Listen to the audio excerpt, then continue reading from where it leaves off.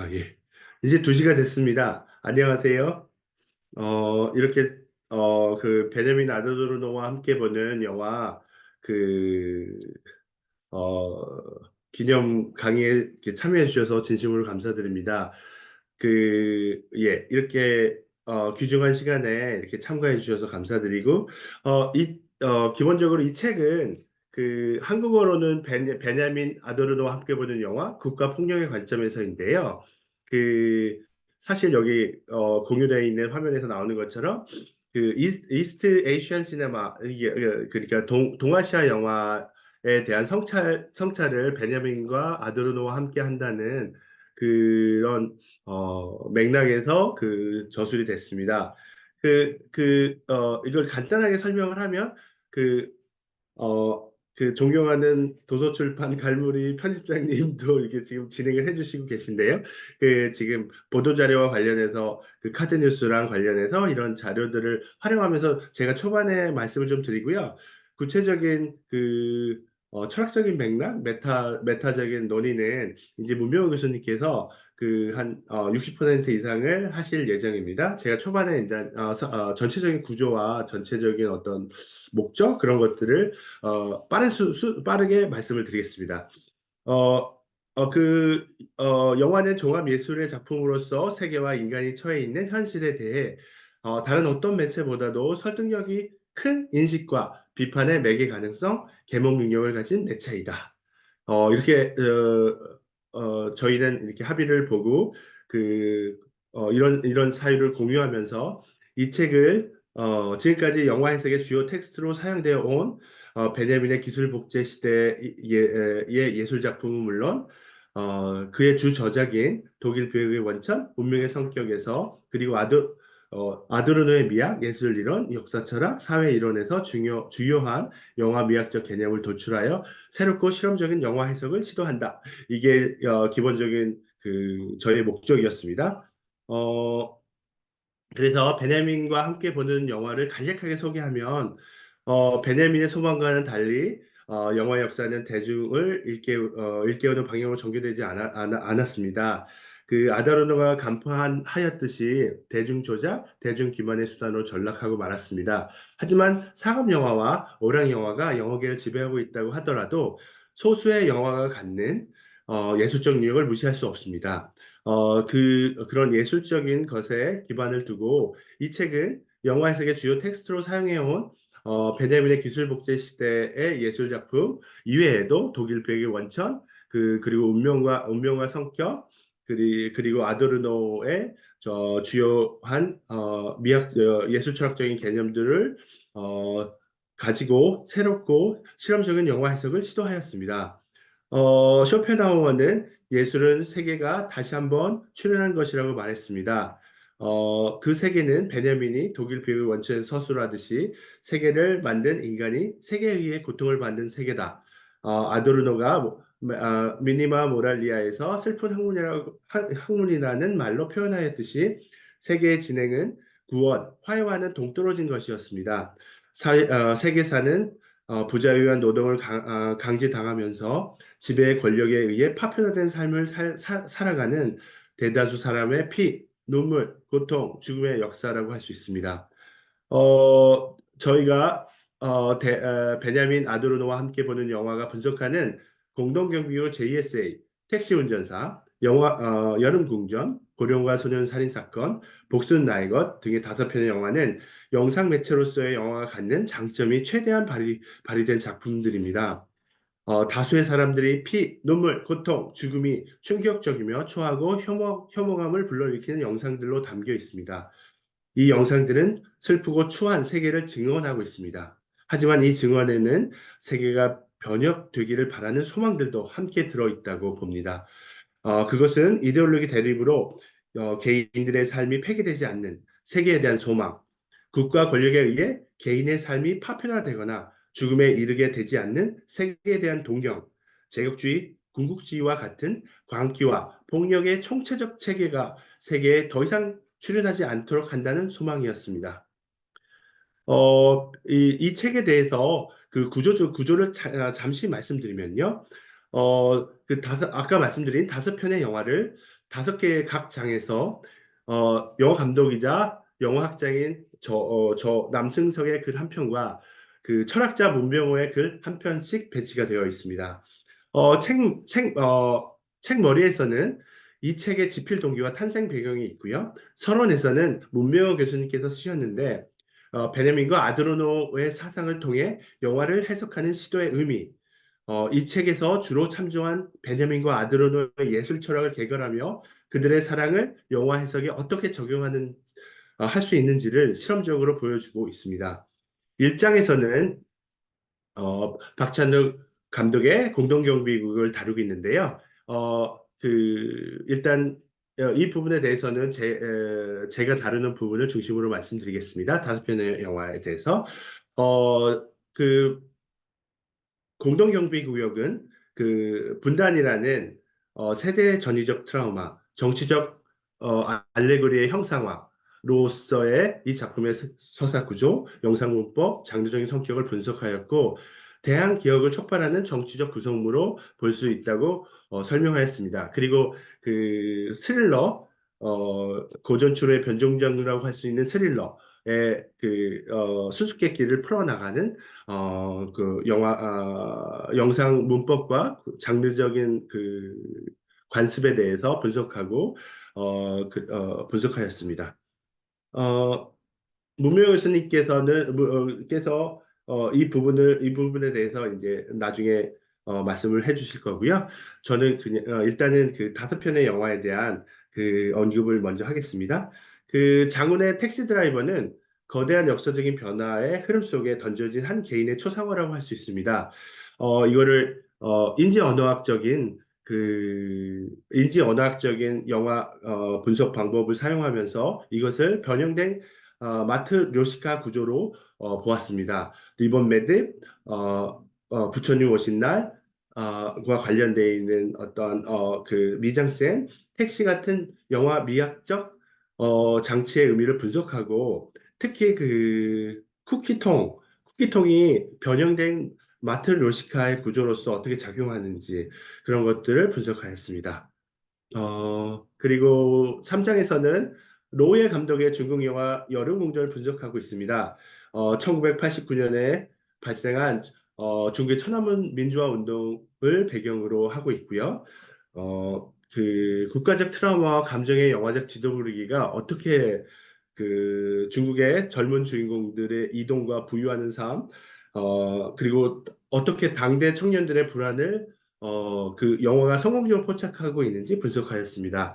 그리고 4장에서는 에드워드 양, 그 대만 영화 고령과 소년 살인 사건을 분석하였습니다. 대만의 근대화와 이로 인한 개인의 폭력성을 알레고리적으로 탐구한 작품입니다.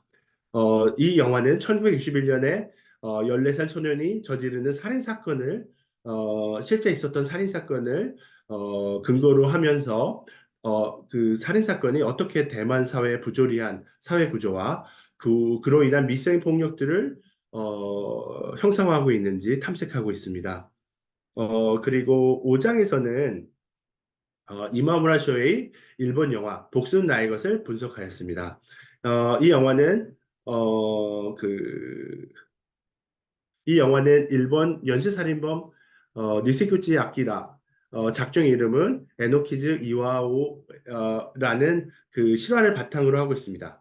일본을 떠들썩하게 한 연쇄살인범을 주인공을 하고 있는 작품이지만 이 영화는 단순한 범죄 장르나 스릴러 장르가 아닙니다.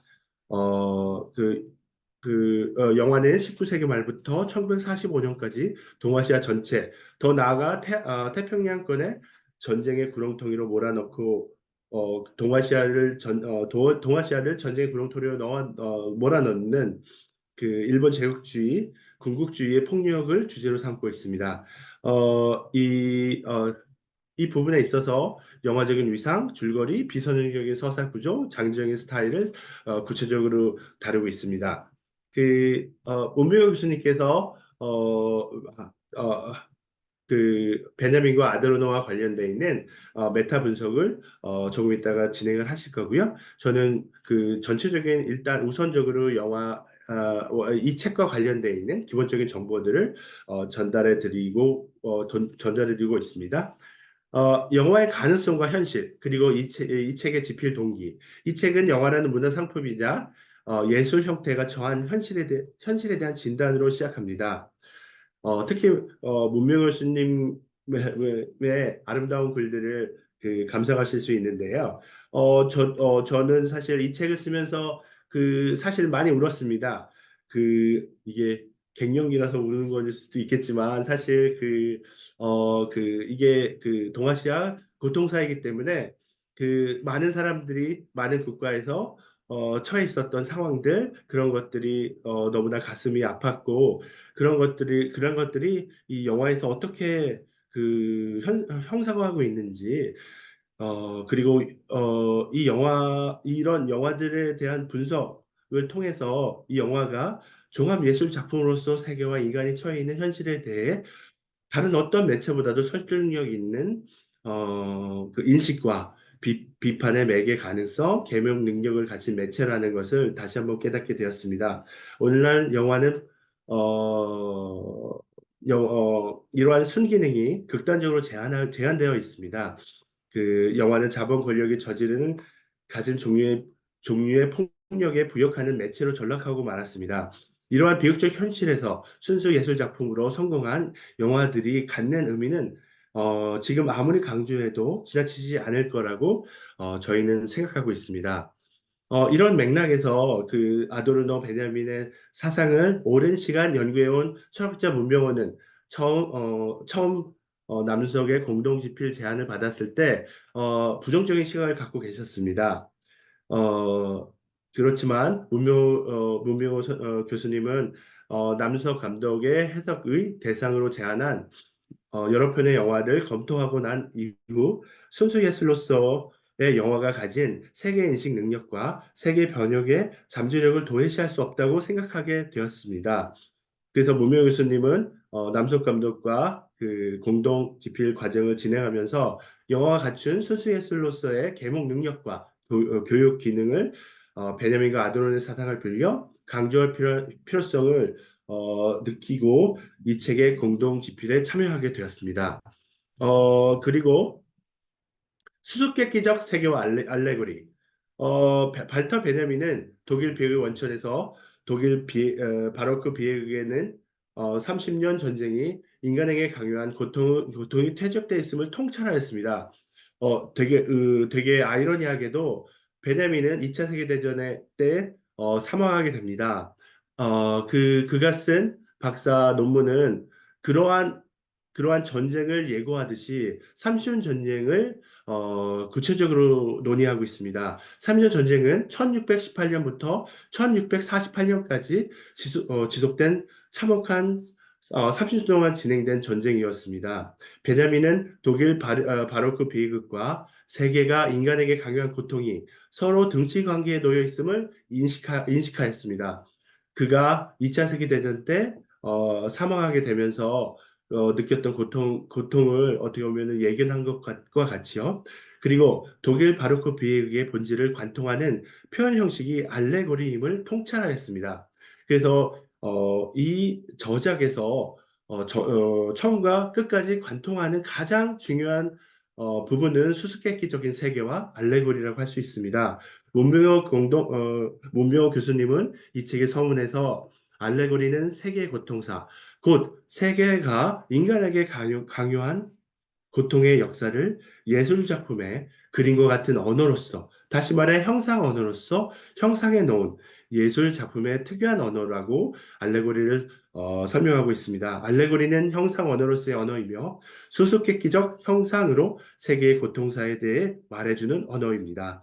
다시 말해서 이 책에서 분석한 영화들이 그러하듯이 알레고리는 세계가 진행된 역사와 등치 관계를 형성하면서 이 역사를 근원적으로 퇴적시켜 놓은 것입니다. 알레고리는 세계의 본질을 인식할 수 있게 하고 수수께끼와 같은 세계를 해명할 수 있게 하며 세계의 진행에 들어있는 부정성을 비판할 수 있게 합니다. 나아가 알레고리는 세계의 부정성은 변혁되어야 한다는 당위성을 개념적이고 논리적인 설득력을 넘어서는 차원에서 인간의 의식에 매개할 수 있는 계몽 능력을 가진다고 할 수 있습니다. 어, 고통스러운 세계, 영화는 무엇을 할 수 있는가? 베냐민이 역사를 세계의 고통사로 본다는 통찰은 독일 브이그 원천에서 언급되었고, 저희가 쓴 이 책에서도 중요하게 언급되고 있습니다. 이 책이 분석한 5편의 영화, 공동경비구역 JSA, 택시 운전사, 여름궁전, 고령과 소련 살인 사건, 복수는 나의 것은 모두 동아시아 작품으로 식민지, 전쟁, 분단, 독재, 폭력, 억압으로 얼룩진 이 시대의 역사를 깊이 있게 성찰하는 작품들입니다. 이 책은 순수 예술 작품으로서의 영화의 힘과 가능성에 대해서 말하고 있습니다. 고통스러운 세계에서 영화는 과연 무엇을 할 수 있을까요? 저자들은 이 책에서 분석한 작품들이 알레고리 수준에 도달한 작품들이라고 봅니다. 물론 그 여름궁전, 고령과 소린 살인 사건, 복수는 나의 것이 더 탁월한 어떤 지점이 있음에도 불구하고 이 5작품이 알레고리 수준에 도달한 작품이라고 간주하였습니다. 수수께끼적 형상화에 성공한 영화들은 세계가 인간에게 강요한 고통에 대해 끊임없이 물음을 제기합니다. 저, 문병호 철학자 문병호와 남수혁 감독은 이 물음은 관객들에게 세계에 대한 비판적 인식과 세계 변혁의 당위성 제고에 촉매적으로 작용할 수 있다고 보았습니다.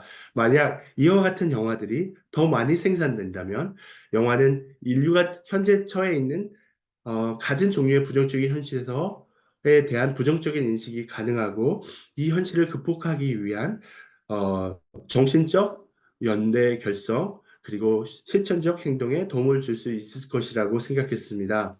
하버마스가 베냐민의 자유를 의식을 형성하는 비판, 구원하는 비판이라고 해석하였듯이 순수 예술 작품으로서의 영화는 총체적 위기에 처해 있는 인류에게 비판을 통한 부정적 현실의 극복에 기여하는 순기능을 갖게 될 것이라고 생각합니다. 간단하게 문명호 교수님과 저에 대해서 간단하게 설명드리면요. 문병호 교수님은 고려대학교 도고동문과 동대원을 졸업하셨고 독일에서 프랑크푸르트 대학에서 아도노 철학으로 박사 학위를 받으셨습니다. 다양한 학교들에서 강의를 하셨고, 그, 예. 그리고 현재는 대한연구 공동체 교수님으로 활동하고 계십니다. 아드노 저작의 번역에 참여하셨는데, 아드노 주 저작을 5권 번역하셨습니다. 사실은 철학 쪽에서의 번역서는 사실, 이렇게 금방 나올 수 없기 때문에 아도르노라는 그 대철학자의 주 저작을 5권 번역하셨다는 것은 사실은 국내 철학계의 큰 업적이라고 할 수 있습니다. 제가 그냥 존경하는 마음에 말씀을 드렸습니다. 그리고 그 공동 저서로서는 정보혁명이 있고요. 그리고 이 역서로서 사회 논문집 원 그리고 베토벤 음악 철학이라는 이 3권의 책이 대한민국 학술원 우수 학술 도서로 선정되었습니다. 지금도 지금 연세가 70세이신데 지금 왕성한 활동을 하고 계십니다. 어, 저는 연세대 학술 교수이자 영화 감독입니다.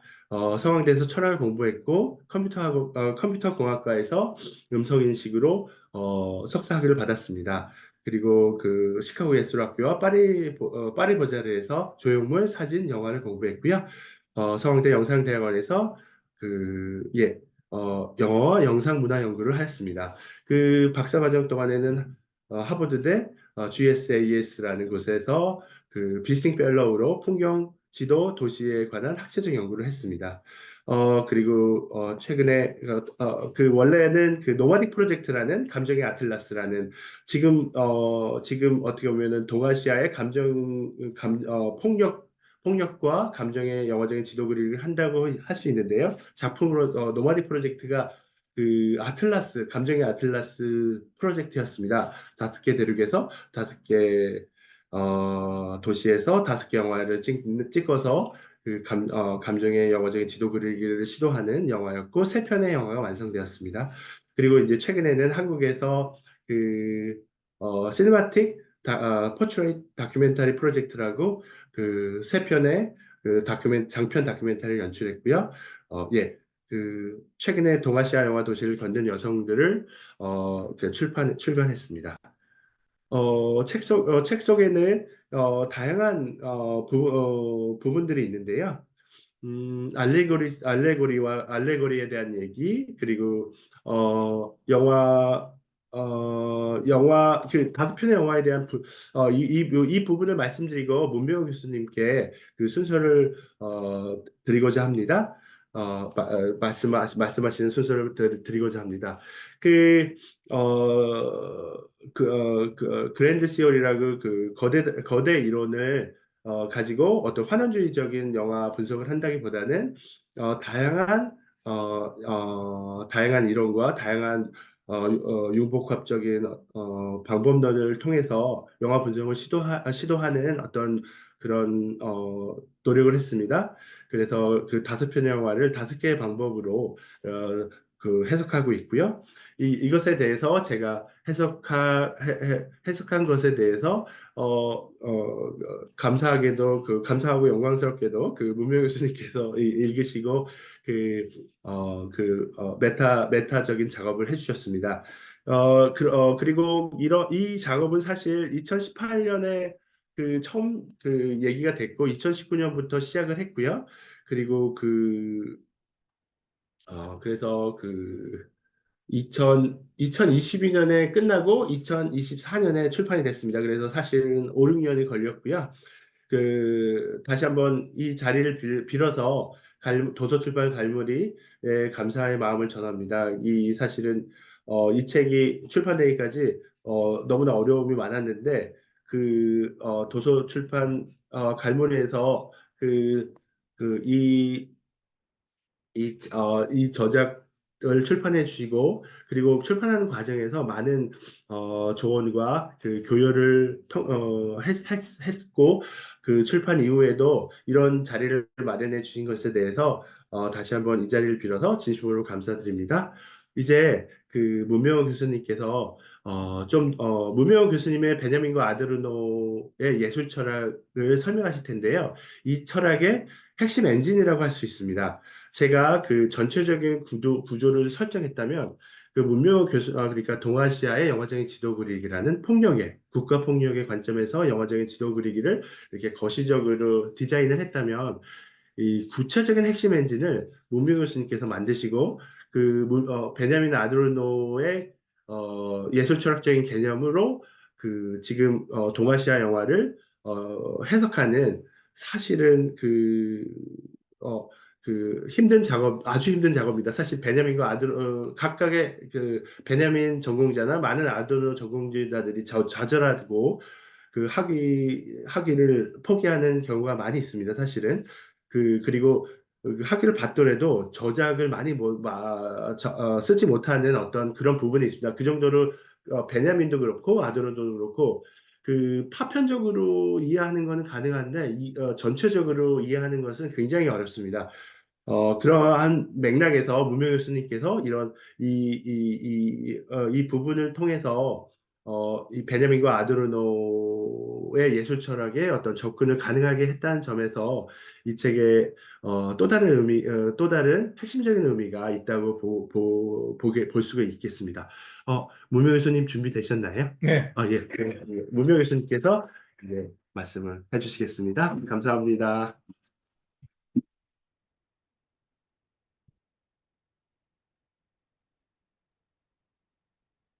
잠시만 이것은 예, 지워도 되는 거 아니에요, 이것은? 예, 이제 지우시면 됩니다. 어떻게 지우죠? 제가 공유를 중지하겠습니다. 아이고, 죄송합니다. 공유 중지. 네. 예, 예. 네, 안녕하세요. 문병호입니다. 일요일에 이렇게 모이셔가지고 저희 책에 대해서 관심 갖고 이렇게 참여해 주셔서 감사드립니다. 이 책이 특히 제가 쓴 글들이 약간 가독성이 떨어지거든요. 그래서 제가 아, 좀이라도 도움이 되시게끔 전체적으로 그 벤야민과 아도노라는 두 사람의 걸출한 이론가들이죠. 예, 20세기 최고 이론가들인데요. 이 두 이론가들이 세계를 어떻게 보고 있느냐, 그렇죠? 예. 그다음에 또 하나는 사회를 어떻게 보고 있느냐, 그다음에 세 번째로 역사를 어떻게 보고 있느냐, 그다음에 이 세 관점과 결합하여 예술을 또 어떻게 보고 있냐는 것에 대해서 제가 핵심적으로 말씀을 드리면 이 책을 읽는 데 도움이 많이 되실 것 같다는 판단이 있습니다. 그리고 이 책을 제가 여러 가지 관점에서 해석을 했는데 그 마지막에 복수는 나의 것, 그 일본 영화죠. 거기에 보시면은 제가 굉장히 좀 까다로운 글을 많이 써놨거든요. 거기에도 제가 잠깐 언급하는 형식으로 이렇게 말씀을 드리겠습니다. 그러면은 일단은 제가 한 30분 정도 강의를 하는 형식으로 하는 게 좋을 것 같습니다. 아무래도 그렇게 시도를 하겠습니다. 먼저 세계라는 것이 있지 않습니까? 세계. 역사. 벤jamin의 사유에서는 이 세계라는 개념을 벤jamin은 집중적으로 사용하거든요. 네.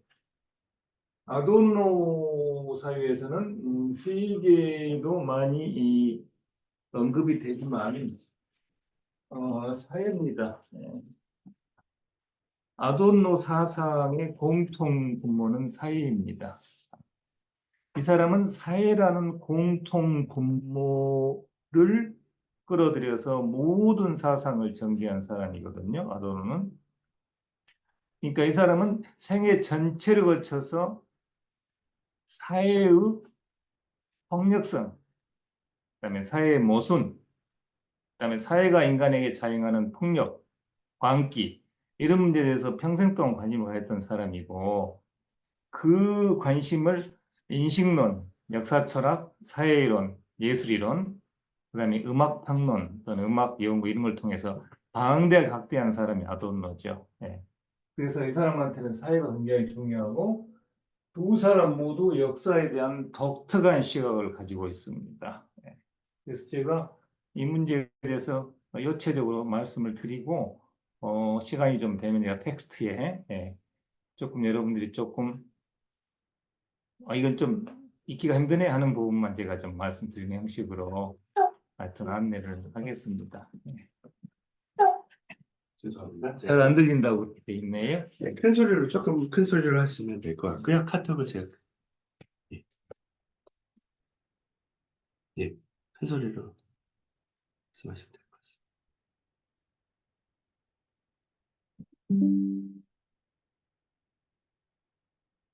말씀 계속 하시면 될 것 같습니다. 네, 큰 소리로 말씀하세요.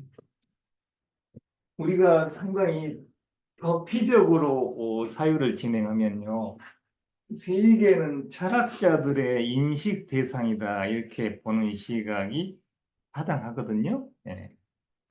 철학자들이 세계를 인식할 때 사용하는 수단이 이성이라는 개념이잖아요.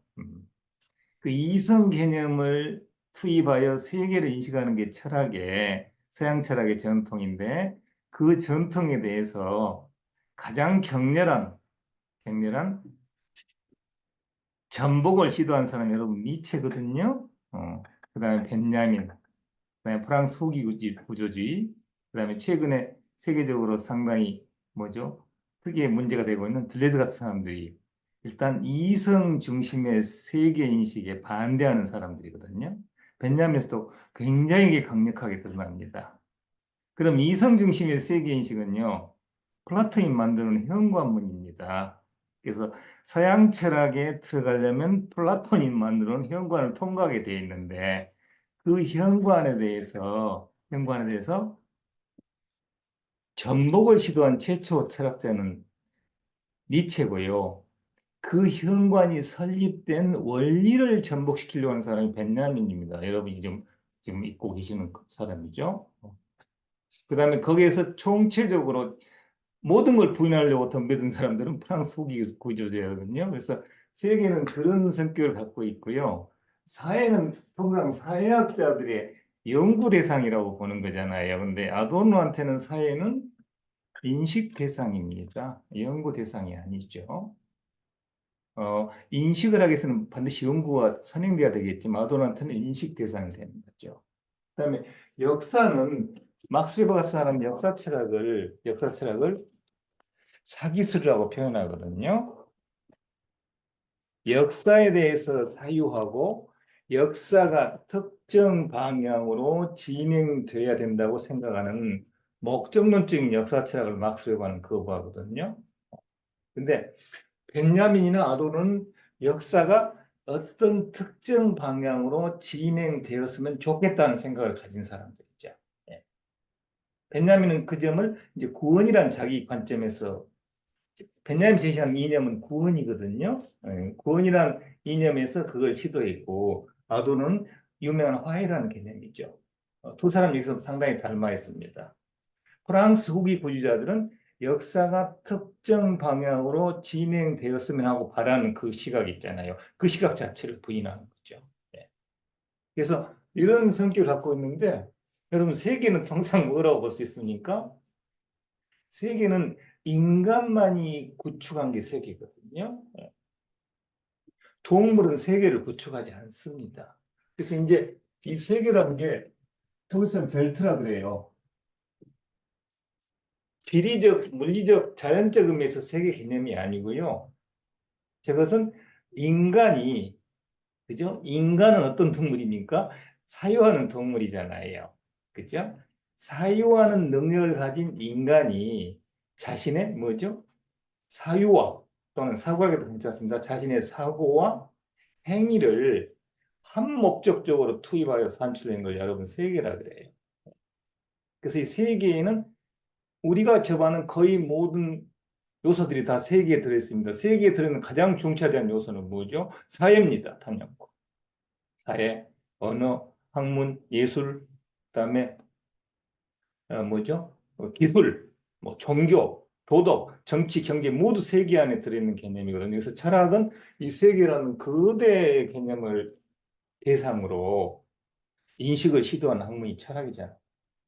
그래서 철학의 이러한 전통은 서양에서는 여러분 19세기까지 지속됩니다. 19세기 이후에 철학이 독점하고 있던 세계 인식이잖아요. 세계 인식을 여러 학문들이 빼앗아가요. 사회학도 그 중에 하나의 학문이에요. 언어학도 그렇고, 민속학도 그렇고, 그잖아요. 심리학도 그렇고. 그래서 세계는 그 거대 개념인데 이 세계를 보는 시각이 벤야민하고 아도르노가 특이합니다. 예. 사실은요, 저 세계에 대한 개념은요, 서양 철학에서는 최초 세계에 대해서 체계적으로 자신의 어떤 사유를 펼쳐서 하나의 사상이나 이론으로 만든 인물은 플라톤이잖아요. 그죠? 그런데 이 세계에 대해서도 거의 완성된 시각을 보였다. 세계를 인식하는 관점에서 그렇게 평가하는 인물은 칸트고, 칸트가 인식한 세계 있잖아요. 그 세계에 맹점 있지 않습니까? 그 맹점은 뭐죠? 칸트의 순수성 비판 제3장에 나온 이율배반. 아주 유명한 그 글인데 그 이율배반이 해결하지 못한 문제를 해결하고 또 나온 사람이 해겔이잖아요. 물론 해결의 철학은 거기서 출발한 기본이고 프랑스 대혁명 여러 가지 요소들이 있죠. 그다음에 해결이 젊은 날에 뭐죠? 정치개혁을 그렇게 많이 하셨거든요. 노동문제도 깊게 연구하고 거기서 해결 철학이 나왔는데 결국은 이 세계에 대한 인식은 칸트 해결에서 정점에 도달했다고 보는 게 서양 철학의 기본 입장입니다. 근데 그런 전통을 갖고 있는 서양 철학에서 벤자민 아도는 세계를 보는 독특한 시각을 내놨거든요. 근데 그 두 사람의 독특한 시각은요, 사실은 오리지널한 건 벤jamin입니다. 아도르노가 아닙니다. 그래서 제가 벤jamin이 세계를 어떻게 인식하는가 그 얘기를 여러분한테 해드리면 여러분들이 아 그렇구나 그거는 벤jamin 읽어볼 만하다. 그러면 저희가 쓴 책도 여러분이 가독성이 많이 올라갈 거예요. 그다음에 사회는 세계의 한 부분인데 벤자민은 사회에 대해서 사유한 게 별로 없어요. 벤자민이 굳이 사회에 대해서 사유를 했다고 한다면 1927년부터 돌아가신 데가 1940년이거든요. 1940년까지 있었던 아케이드 프로젝트의 사회에 대한 사유가 있는데 이 사람은 사회를 그렇게 지칭을 많이 하지 않고 아도르는 거의 모든 저작에서 사회라는 개념을 끌어들입니다. 벤자민은 좀 다르죠. 그래서 예, 아도르가 보는 사회에 대해서 제가 좀 말씀을 드리고 두 사람이 보는 역사에서 말씀을 드리면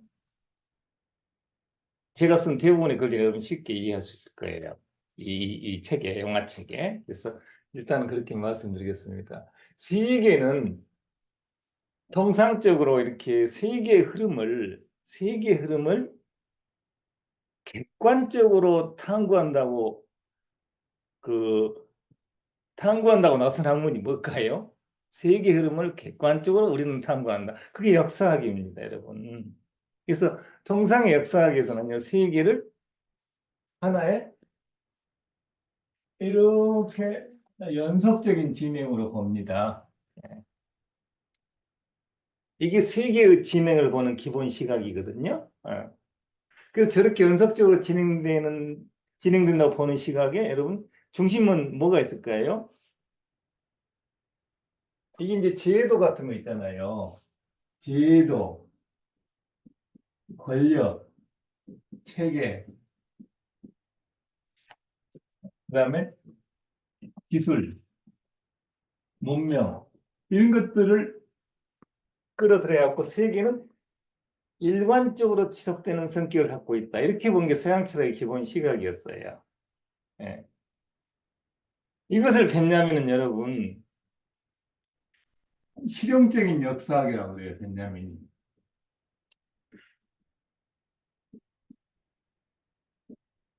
벤jamin 직접 한 말이에요, 여러분. 이 말, 그러니까 벤jamin은 세계가 이렇게 진행된다는 시각 자체를 부인하거든요. 그 벤jamin은 세계는 이런 거 아니다. 이게 여러분 벤jamin이 하는 가장 요체입니다.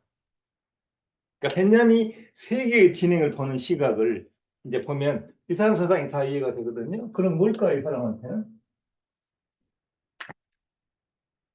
벤jamin의 세계의 진행을요,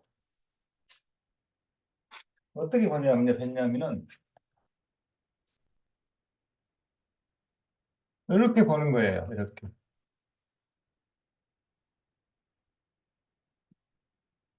이게 벤jamin이 세계의 진행을 보는 시각이거든요. 네. 무슨 뜻일까요? 끊기는 거예요, 이렇게. 끊기고, 또 하고, 끊기고. 그럼 이렇게 진행된 거잖아요? 이 진행된 이것이 뭐냐면요, 무상한 것입니다. 무상한 것이 흘러가는 거예요. 또 끊기고. 여기 이렇게 되겠죠?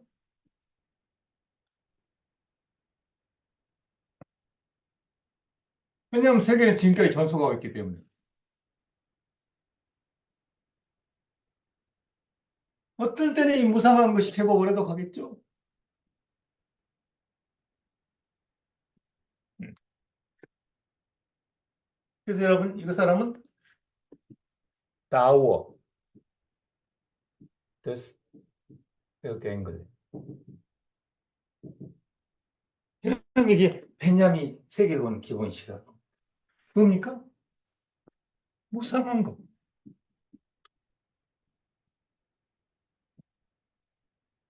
얼마나 슬픈 얘기입니까? 무상한 무슨 뜻이죠, 여러분? 지나간다는 뜻이. 이 갱글릭이라는 독일 말은 지나간다는 뜻입니다. 그냥 이렇게 지나가 버리는 거예요.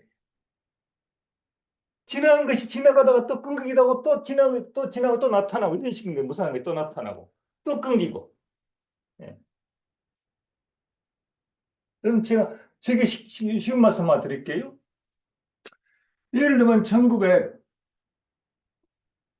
1986년부터 여러분 저 소비에트 연합이 무너지기 시작했잖아요. 그렇지 않습니까? 그리고 이제 냉전체제 개최했잖아요. 그죠? 그 이때부터 뭐가 생겼습니까? 신자유주의가 들어서가지고 모든 것을 자본 관점에서 보는 것이 진행되다가 지금 우리가 이렇게 또 하다가 지금 또 어떤 새로운 무상이 이건 지금 우리가 정체를 잘 모르거든요. 지금 현재 우리가 살고 있는 무상한 것이 정체가 뭔지 우리는 몰라 현재. 현재 우리 앞에 나타나는 건 뭐죠? 아, 우크라이나 전쟁하더라. 미국에서 사람도 이상한 행동을 하더라. 트럼프 같은 이상한 사람이 대통령이 될 것 같다. 이런 것들이거든요. 근데 이것은 무상한 거예요. 그러면 신자유주의가 이렇게 한 40년 이상 흘러가는데 이게 무상한 거예요. 정말 허망한 거죠. 예. 그래서 벤jamin 세계 흐름이라는 것은 이 무상한 것이 계속 이렇게 진행되는 모습이에요. 진행했다 또 끊기고 또 무상. 끝없는 이와 같은 허망한 역사입니다.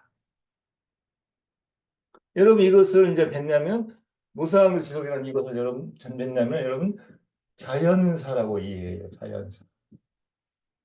이 자연사는 실용적인 역사하고는 대비되는 벤jamin 특유의 개념이죠. 근데 이 자연사라는 개념은 벤jamin이 최초로 만들었습니다. 그럼 이 자연사 배경은 뭡니까? 세계가 이렇게 무상히 흘러가는데 이 세계는 말이죠. 이 세계 속에는 여러분 뭐가 들어있습니까? 여러분 세계는 누가 만들었어요? 인간만이 만드는 거잖아요. 그렇죠? 이 세계는 진행하면서 여기 인간들이 저는 이걸 개별인간이라고 하거든요. 저는 이제 저 말이 절대 다수 제가 제일 좋아하는 말입니다. 무력한 개별인간입니다. 이 세계는요. 이 세계 속에 여러분 제가 약간 과도한 언어를 사용하겠습니다. 아무런 이유가 없이 세계 속에 포획돼 있죠. 그렇지 않습니까? 여러분 의지로 세계 속에 나왔나요? 여러분 부모님이 어느 날 여러분을 세계 속에 내놨잖아요. 아무런 이유가 없이 세계 속에 나온 사람들이 대부분 절대 다수의 무력한 개별 인간의 신세를 벗어나지. 그렇죠. 그래서 벤jamin은 이 세계는 이 무력한 개별 인간들한테 계속 고통을 주더라는 거예요, 여러분. 이게 이제 벤jamin 사상의 요점입니다. 고통만 이렇게 강요하더라. 여러분 이게 벤jamin입니다. 세계는 세계의 강제적 구성원들이 된 무력한 인간들에게 고통을 강요하는 역사를 갖고 있더라. 이게 바로 그 유명한 여러분 내가 이 책에서 여러 차례 말씀드린 이거 바로 그 유명한 세계의 고통사입니다. 여러분 이 개념만 이해하시면 우리 남 교수님하고 제가 쓴 책 다 이해되십니다. 이거. 그 JSA나 택시 운전 수업 있죠. 그 작품은 좀 질적으로 떨어지거든요. 상업성도 있고. 근데 중국 영화하고 대만 영화 있잖아요. 이거. 고령한 그 대만 영화 그 영화는 제가 본 영화 중에 최고 영화였어요. 우리 남 박사님도 그렇게 말씀하시고. 전체가 수수께끼로 돼 있잖아요. 도저히 알 수가 없잖아요. 그 그다음에 마지막 그 복수는 나 이것도 아무것도 전체가 미궁이잖아요. 도대체 막 이유 없이 사람 막 죽이잖아요. 죽여놓고 너무 뻔뻔하잖아요. 살인해놓고 온갖 거짓말 다 하고 전부 수수께끼거든요. 그것은 결국은 세계가 인간에게 자행하는 고통이잖아요. 그래서 이걸 저는 이제 이렇게 번역하거든요. 이건 이제 문병호 버전입니다. 세계가 인간에게 강요하는 고통입니다. 여러분 한국 사회도 하나의 세계라고 볼 수 있죠? 그렇죠? 한국 사회도 하나의 세계를 우리가 볼 수가 있는 거예요. 단위로. 그렇죠? 하나의 세계라고 볼 수 있는 한국 사회가 지금 우리 한국 사회 구성은 우리 한국들에게 무한한 고통을 지금 현재 강요하고 있잖아요. 이 시간. 그렇지 않습니까? 경제적 고통, 뭐 주거 고통, 교육 고통, 정치적 고통, 정치권에서 일어난 일들은 하루도 고통 없이 살 수 없는 일이 계속 발생하고 있잖아요. 그래서 여러분 베트남의 통찰은 저는 위대하다고 봅니다. 그래서 이 세계는 개별 인간에게 고통을 강제한 역사를 갖고 있는데 이런 것을 보면 무상한 것이 지속되는 그 모습이에요. 이 무상한 것의 지속을 막아야 될 거 아니에요? 그죠? 그래서 이걸 막기 위해서 베냐민이 제시한 게 뭘까요? 이거 좀 벗어나보고 싶다. 그게 여러분 구원이라는 개념입니다. 아도노한테는 화해 개념이거든요. 그래서 이 구원을 벤jamin 철학의 여러분 요체는 구원입니다. 이렇게 고통받는 역사가 정지되고 인간이 구별수면 얼마나 좋겠냐. 이게 벤jamin 사상의 구원이고 이게 이제 여러분 메시아 사상이다 이런 여러 가지 해석이 가능해지거든요. 그래서 이런 흐름을 이제 벤jamin이 뭐라고 표현해요? 여러분 제가 이 책에서 여러 차례 언급했죠. 이 세계가 진행되는 그 모습이 뭐냐면요. 이것이 여러분 죄의 연관관계입니다. 세계는 진행하면서 계속 죄를 짓더라는 거예요. 죄의 연관관계 피해자는 누구죠? 개별인간입니다. 여러분 한국사에 지금 작동되는 세계도 죄의 연관관계입니다. 우리 아무것도 잘못한 게 없는데 계속 우리 고통당하고 있잖아요. 그래서 이 죄의 연관관계라는 개념이 여러분 이래서 나온 거예요. 이걸 여러분 이것을 벤jamin은 운명이라고 표현합니다. 그 제가 그 일본 영화 해석에서 운명 개념을 제가 자세히 설명했거든요. 한번 읽어보시기 바랍니다. 벤jamin 언전을 끌어들여가지고 굉장히 난해한 사유예요. 심한 사유. 근데 이 양반은 이걸 운명으로 이해합니다. 그래서 세계는 진행되면서 인간에게 고통을 강요하고 이렇게 고통을 강요하며 진행되는 그 관계는 죄의 연관관계. 여러분 이해되시죠? 죄의 연관관계고 이것이 운명이라고. 그럼 이 운명으로 빠져나온 길은 외길이에요. 구원. 이게 여러분 벤jamin 사상의 요체고요. 이것을 여러분 뭐라 하겠냐면 무상한 것의 지속을 그 유명한 여러분 많이 들어보셨을 거예요. 정지상태의 변증법이란 말이에요. 이게 여러분 정지상태 변증법이라고 여기서 나오거든요.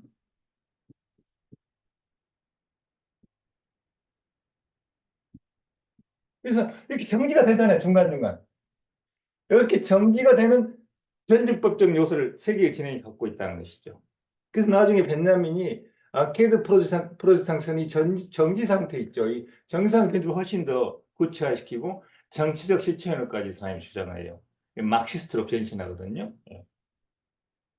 그래서 벤jamin 사상 여러분 이런 생각을 갖고 있습니다. 벤jamin은.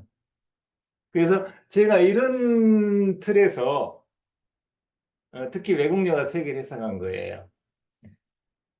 그러면 한 김에 계속 해버리죠. 세계가 이렇게 진행되는데 이거하고 이렇게 나란히 가는 것이 있더라는 거예요. 이거하고 유사하게 세계가 그냥 이렇게 쭉 나란히 가는 게 있더라는 거예요. 나란히 이렇게 가더라는 나란히. 여러분 이걸 A라고 합시다. A하고 비슷하게 가는 것이 하나 있더라는 거예요. A하고. 이거야 딱 하나 있더라는 거예요. 근데 철학자들은 자신이 세계의 흐름을 진행을 이성 또는 인식 방법론, 그렇죠? 철학은 이성을 사용하잖아요. 플라톤 이래. 철학자는 이성을 사용하고 동시에 방법론을 적용하잖아요. 서양 철학하고 동양 철학을 구분하는 절대적인 요소는 이런 방법론입니다. 그래서 우리는 이성을 사용하고 방법론을 사용해서 우리는 세계를 인식했거든. 이렇게 철학들이 자부하잖아요. 그래서 세계가 이렇게 흘러가거든. 여러분 이거. 요거다가 똑같은 우리를 만들어내서 이렇게 철학자가 생각하는데 벤jamin은 그렇게 보지 않아요. 세계가 이렇게 진행되는 거고 A처럼 진행되는 거고 A처럼 진행된 건 나란히 흘러가는 게 있더라는 거예요. 나란히. 여러분 이것이 바로 예술입니다. 세계죠? 예술입니다. 저 무상한 것의 지속으로서 세계의 모습이죠. 저건 뭐죠? 고통사잖아요. 정말 인간이 고통받는 역사거든요.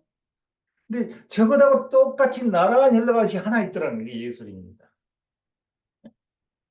여러분 어떻습니까? 세계가 저렇게 고통스럽게 흘러간다고 상정을 하고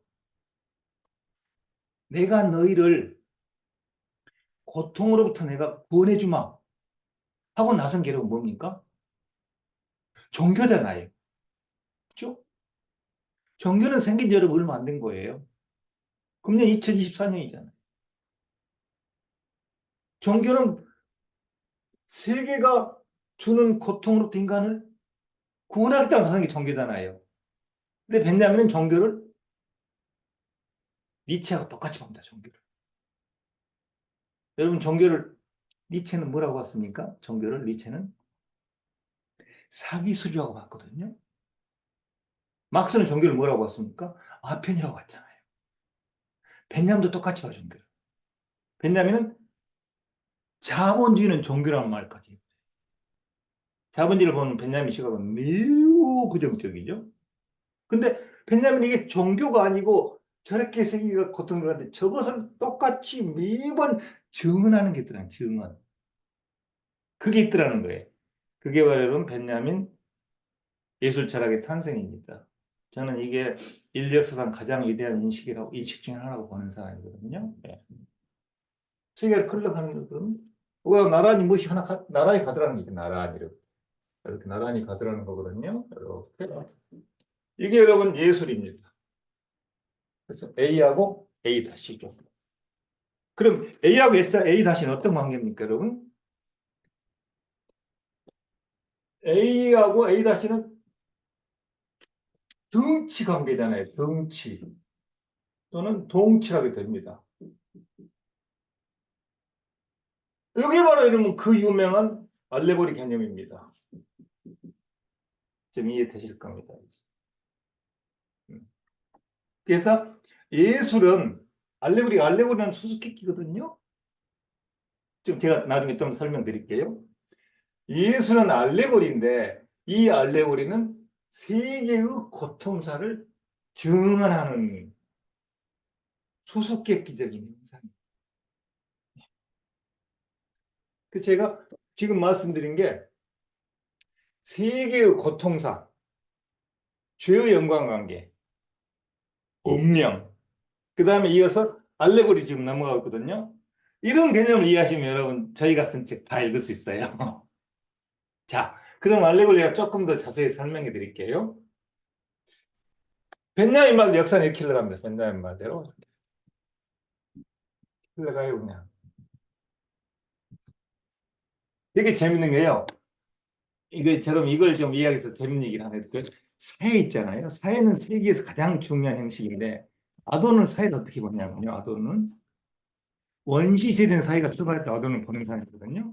근데 아도는 얼마나 여러분 불쌍한지 비관적이 있냐면 사회는 진즉 없어져야 될 것인데 그렇죠? 아직까지도 기이하게 존속하고 있는 형식을 사회로 봤던 그렇게 아도르가 사회를 싫어한 거예요. 그러니까 사회는 인간에게 끝없는 폭력을 사용한다고 보는 거예요.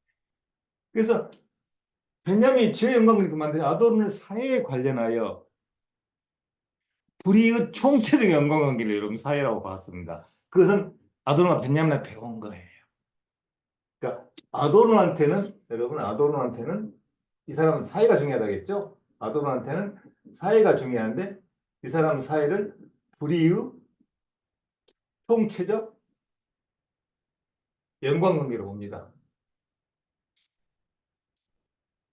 여러분, 대한민국에서 이 시간, 지금 현재 작동하는 대한민국 사회, 우리의 총체적 연관관계거든요. 그 이상이가 아니거든요. 이재명 씨는 아도르에 동의하지 않을 수 없어요. 저는 아도르 전공자지만. 자, 돌아가겠습니다. 그래서 이렇게 세계가 진행되는데, 예를 들면, 1850년대 한번 보시죠. 그 다음에 1910년부터 20년 사이 보시고 1950년 세가만 제가 이렇게 세 개를 예를 들겠습니다. 1850년대 세계 흐름이죠. 어떤 사회 흐름이 돼요? 프랑스가 말이죠. 프랑스 파리가 절정 자본주의의 본상이 되잖아요. 여러분, 베냐민 프랑스 파리를 19세기 세계 수도라고 했거든요. 런던이하고 파리하고 본 거거든요. 이 시대에 말이죠. 자본주의가 갖은 종류의 고통을 인간에게 강요해 있습니다. 인간을 상품으로 관리하고, 그렇죠?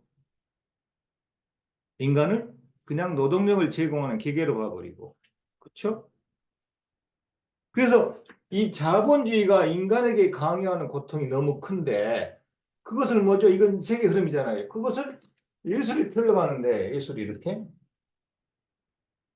그것을 여러분 이걸 A라고 합시다.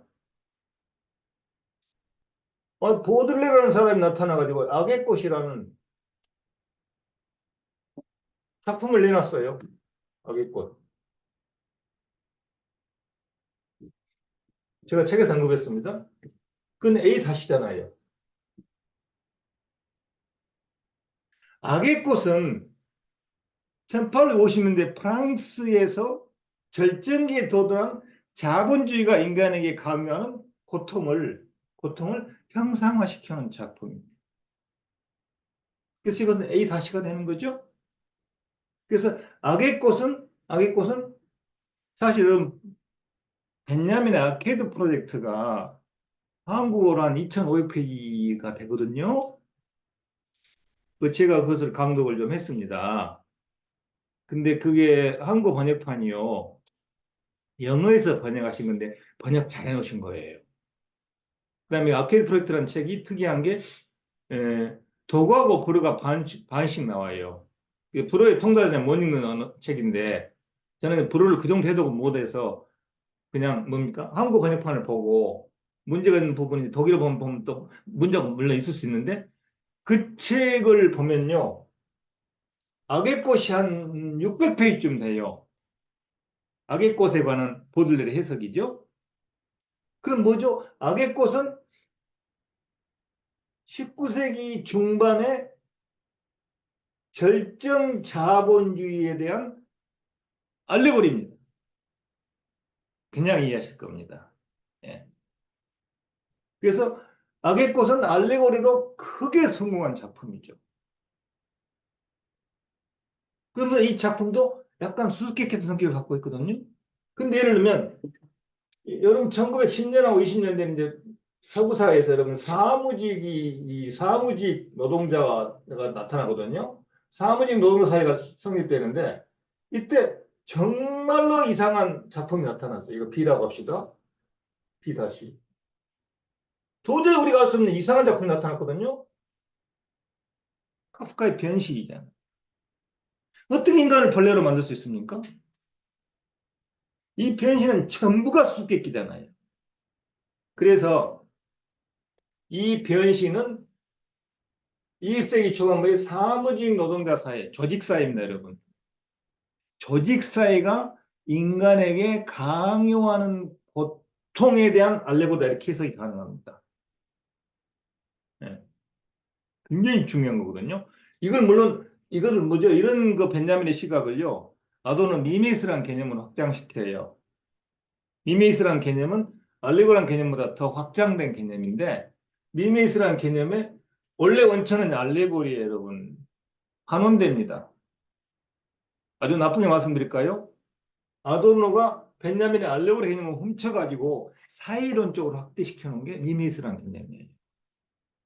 아도노 미학에서 미메시스라는 개념은요, 절대적으로 중요한 개념인데, 제가 독일학 시절에 어떤 분이 미메시스라는 개념 하나를 가지고 뭐 260회짜리 박사논문을 썼더라고요. 그 정도 거대 개념입니다. 어떻게 돌아갑니다. 근데 1950년대 보면 여러분 45년에 2차 대전이 끝나고 이 시대를 서구학자들 여러분 0.4라고 하거든요. 0.4에 모든 걸 0으로 만들어 버렸잖아요. 무엇이요? 원자폭탄이. 그래서 이 0.4가 인간에게 주는 고통을 형상화시키는 게 여러분 더 알 수 없는 수깊게 나온 게 여러분 베케트 작품들이잖아요. 이것도 여러분이 C라고 하면 이건 C고 C-죠. 이런 것들이 특별히 성공한 여러분 알레고리입니다. 그래서 제가 그 뭐죠? 택시 운전사하고 JS는 알레고리로 보기에는 좀 부족한데, 그렇죠? 상업성도 있고, 그럼에도 불구하고 이걸 알레고리로 봐주자 하는 그런 시각에서 제가 해석을 시도했고요. 알레고리로 볼 수도 있겠다 정도입니다. 근데 나머지 세 개 영화 있잖아요. 대만 영화, 중국 영화, 특히 일본 영화, 특히 고령화 사건 최고 알레고리입니다. 그래서 이 작품들 세 개를 벤자민의 알레고리 관점, 세계의 고통사, 지혜연관관계, 운명 이런 아도노의 개인의 패기 이런 여러 가지 개념들을 동원해 가지고 제가 저로서는 참 소중한 예술 작품들이었어요. 그 해석을 시도한 책입니다.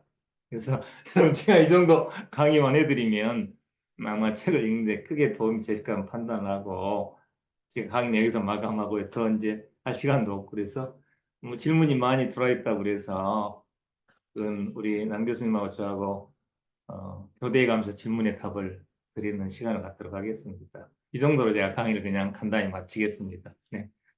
선생님 답하시죠. 바쁘신 와중에 참여해 주셔서 진심으로 감사드립니다. 김정현 편집장님, 어떻게 지금 다음 순서를 어떻게 진행하면 될까요? 네, 보통은 잠시 쉬는 시간 갖고요. 그 사이에 질문 예, 올려주시면 네, 예, 10분 그럼 후에 잠시 쉬는 시간을 가질까요? 네, 예, 한 3시 10분에 다시 시작하는 거 괜찮을까요? 예, 그렇게 하겠습니다. 예.